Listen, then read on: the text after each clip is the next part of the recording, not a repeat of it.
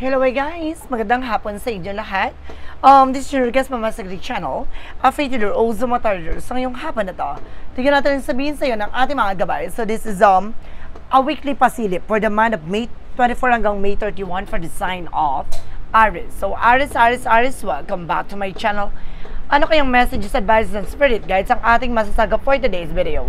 Kanina kayang energy or kaganapan sa buhay ng mga Aries signs ang ating mga hagilap. So guys, this reading is a general reading na mga dilat makaka-resonate. Kunin lamang po ang makaka-relate sa inyo. And comment down below kung kaninong energy ang ating nasagot. And of course, don't forget to like and subscribe my channel and hit the question bell for more videos update. Of course, maraming salamat po sa mga walang sawang pagsuporta sa aking channel.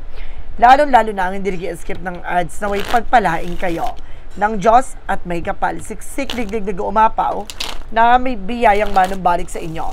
So let's see guys, what is the messages?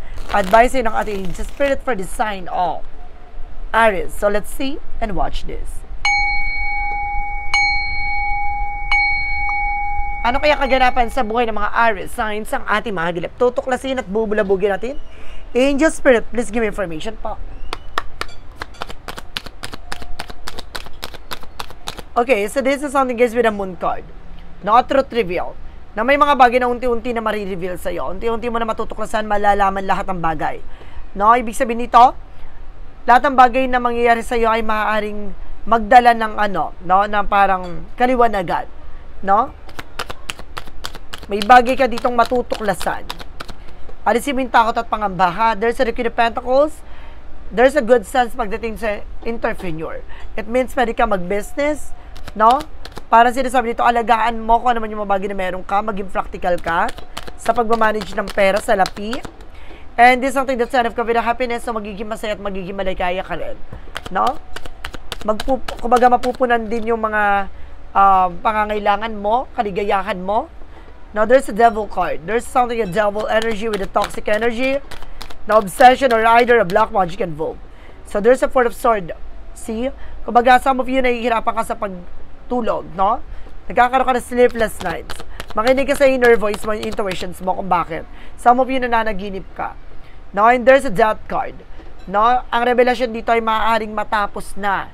No? There's an ending and a new beginning. No? Mawawakasan na, ibig sabihin, kumbaga itong revelasyon na to ay maaaring malaman mo na today o sa mga susunod na araw. No? May revelation ditong malalaman na magdadala sa iyo ng big changes and development. And there's an Eight of Pentacles. So, see, mag-focus ka pagdating sa negosyo, trabaho, hanap buhay mo. No? Kailangan na maging practical ka. Huwag ka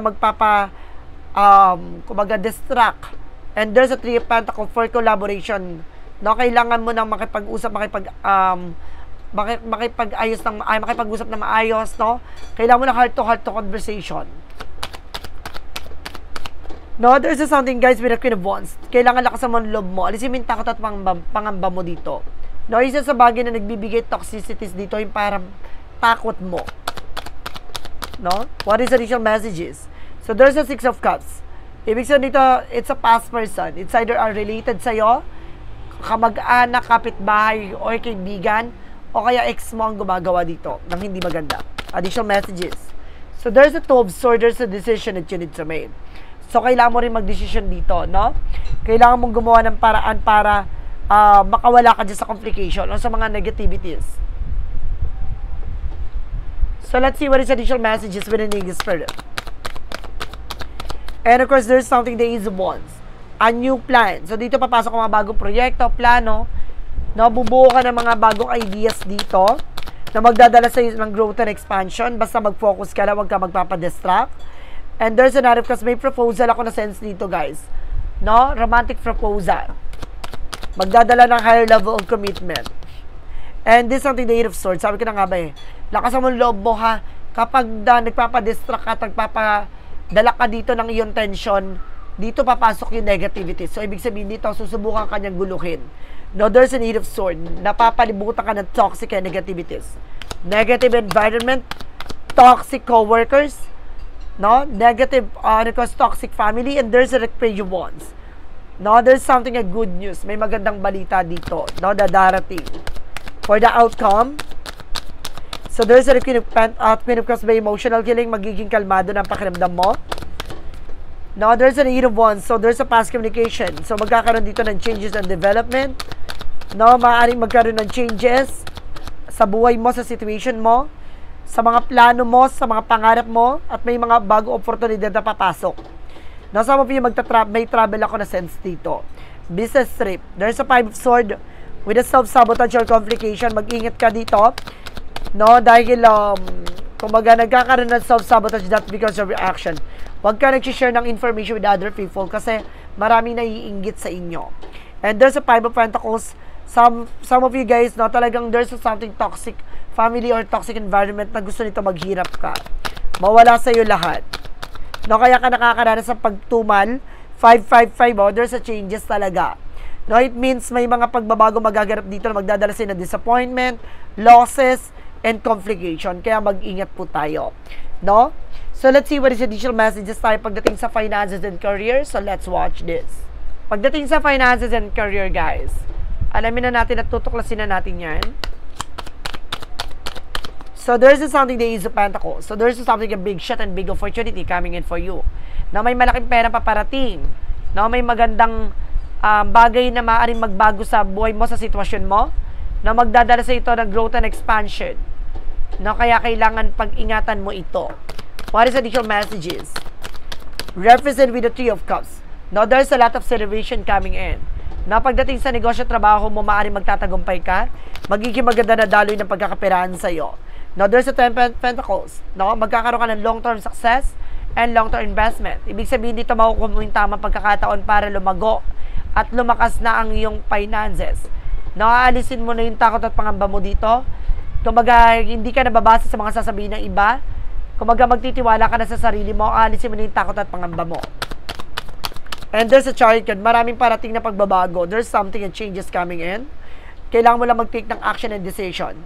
And there's a 6 of Wands. So, see, there's a victory. So, magsasucess ka talaga. Magsasucceed ka sa lahat ng gagawin mo. Marami kang makukuha ng achievement. No? Accomplishment. Recognition. Award. Reward.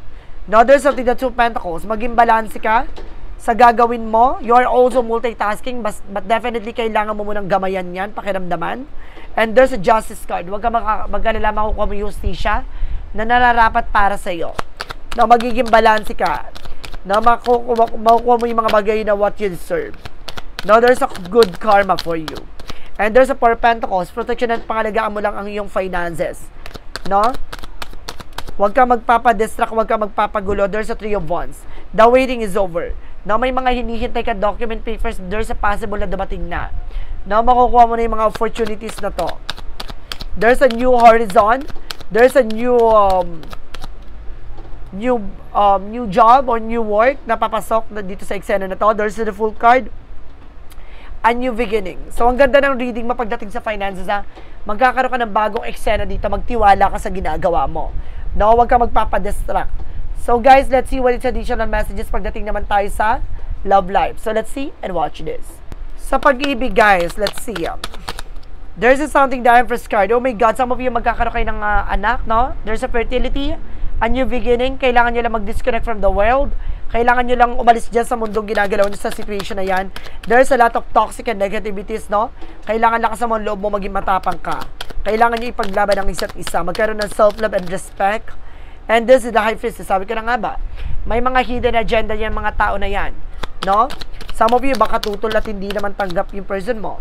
Or ikaw, no, na person, ng, kumbaga, family ng person mo.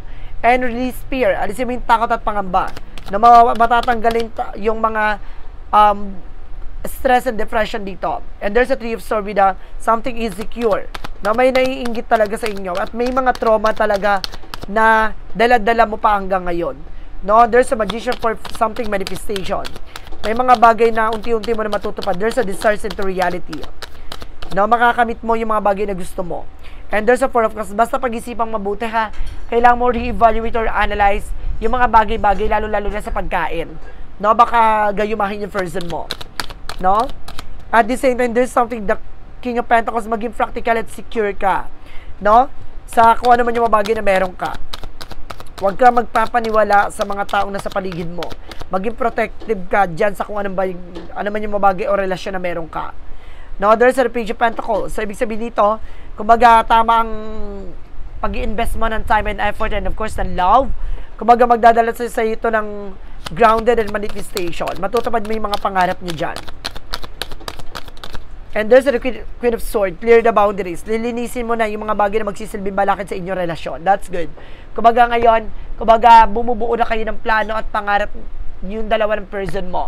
So let's see what is additional messages tayo pagdating naman tayo sa kalusugan. Let's watch this. Pagdating sa kalusugan mo, ito na yon. So there's something the lovers. Connected kayo talaga ng yung person. Para sa kayo na nararamdaman. Na may mga mabibigat kayo nararamdaman sa ngayon. Marami kayong mga, parang bigat ng katawan nyo, pasakit, pasanin, at nag-uumapaw ang pag-ibig nyo sa isa't isa. Wow. And there's something the Hierophant. Now, there's a spiritual journey. Maaring kumbaga talaga pinagdadaanan nyo yung mga bagay na yan kasi kaugnay dyan ay karmic relationship, no? Maaring may mga tao talagang tutol sa inyong relasyon. No, pero talagang pinagbuklod at pinagsama kayo ng tadhana. There's something emperor, mature, and of course, meron talaga kayong something stability together. No? And there's the King of Swords. Puputulin mo yung mga bagay na makakasira at makakapagbigay ng negative thoughts sa inyo. No, maliwanag na ang utak nyo ngayon. No, at the same time, this something the word card. Some of you magkakaroon kayo ng travel, success, no? At magiging maganda na ang kalusugan yung dalawa ng person mo. And there's an Ace of Swords with a mental clarity. Talagang lahat ng bagay, kahit na yung mata mo liliwanag din to. No? Yung visions mo, kumbaga makikita niyo yung sarili niyo at isa't isa na magkasama talaga. No? Na magiging maganda kalusugan niyo. No? So there's a 7 of Wands not protected. Ibig sabihin, protektado ang inyong kalusugan ng person mo. No? And there's a Knight of Cups with a wish fulfillment. Matutupad yung mga pangarap mo dito kahit na traidoring ka at may mga sumabotay sa eksena mo. Matatapos na to. There's a painful ending. No, kumbaga tatapusin na yung mga sakit na mga pinagdaanan mo at kabiguan. Lalo-lalo na yung mga sakit at mga nararamdaman. Lalo-lalo na yung likod at balakang. No, gagaling ka na raw dyan. So let's see what is additional messages tayo pagdating sa Angel Spirit Messages and Advices. Let's watch this. Okay, with the Romance and Love Oracle deck, with the Romance Angels Love Oracle deck. There's something, guys, with a gift. Love is a greatest gift is the ability to truly understand one another. So, see, ang pinakaregalo dito ang pagmamahal talaga. No, ang pag-ibig na maaring pinagbuklod sa inyo na isa't isa. Diba? Yung pagmamahal talaga, hindi yan kahit na ano man na mabibili or kahit na naman yan na parang maibibigay basta-basta ng hindi yan nararamdaman talaga. Diba? Pure yung love and genuine yung love. What is additional messages for Mystic Love Oracle deck? Mystic Forest, sorry. A Mystic Forest Oracle deck. And this something shine bright. It's never a mistake to give of yourself. Some will take it for granted. Other may take advantage of it. Do not allow bad energy to overpower your life. So see, kumbaga yung liwanag na meron ka, wag mong hayaan na gamitin nila yan para sa kanila kapakanan. So ibig sabihin dito, kailangan kumbaga tanggapin mo at mahalin mo kung ano man yung mga bagay na pinagdaanan mo at yung mga bagay na naranasan mo ay maaring daan yan na para malaman mo ang totoong liwanag sa buhay mo. Diba? So let's see what is an Angel's answer represent what? For an Angel's answer represent what? Represent with a remain positive. Manatili kang positibo sa lahat ng eksena. And there's a reconsider. Na kailangan mo reconsidera lahat ng mga bagay o negatibo sa buhay mo. Kailangan mo pakawalan yan. At kailangan manatili kang positibo sa lahat ng eksena. What is the chakra messages represent what? And there's a service. Some of you guys na public servant ka or maaaring services ang trabaho mo. And there's a grip. No? There's a something losses. Na hindi lahat ng mga bagay na nawawala ay maaaring may masakit na kahihinatnan. Isang bagay ito na kailangan mo magpasalamat kasi inaalis ng ating Panginoon yung mga bagay na to para isa ikabubuti mo. No, hindi sila makakabuti sa buhay mo ng pangmatagalan kaya sila tinatanggal, inaalis. Worth waiting for. So, ibig sabihin pagdating sa pag-ibig, hintayin mo yung taong para sa iyo. No? Yung paghihintay na yan, worth it yan. No, magtiwala ka divine timing. And there's a passion. Ipakita mo ang pag-ibig mo at pagmamahal mo at ng isa't isa. What is Archangel Michael messages? And you created the situation and you have the power to change it. Ikaw ay naglagay sa situation mo, ikaw din yung makakagawa ng parang para makalaya ka dyan, para makawala ka dyan. And your home is protected by angels. Protektado naman daw ng ating mga gabay, ang ating mga angel spirit, ng ating mga angel spirit ang inyong tahanan. No? Ang inyong pamilya. For Jesus loving quote said, represent guys with the blessed are they that hear the word of God and keep it. So see, binibless daw ng ating Panginoon yung mga taong naniniwala sa salita ng Diyos. No? So guys, this is a weekly pasilip for the month of May 24 hanggang May 31 for the sign of Aries. So Aries, maraming salamat po for this wonderful reading. So once again, this reading is a general reading lamang, di lahat makaka-resonate. Kunin lamang po makaka-relate sa inyo. And comment down below kung kaninong energy ang ating nasagap. And of course, don't forget to like and subscribe my channel and hit the notification bell for more videos update. And of course, maraming salamat po sa mga walang sawang pagsuporta sa aking channel. Lalo-lalo na hindi nag-skip ng ads, saway pagpalain kayo ng Diyos at may kapalisik siklig-lig nag-uumapaw na biyayang manong balik sa inyo. Maraming salamat po and see you the next video. Bye-bye and babush.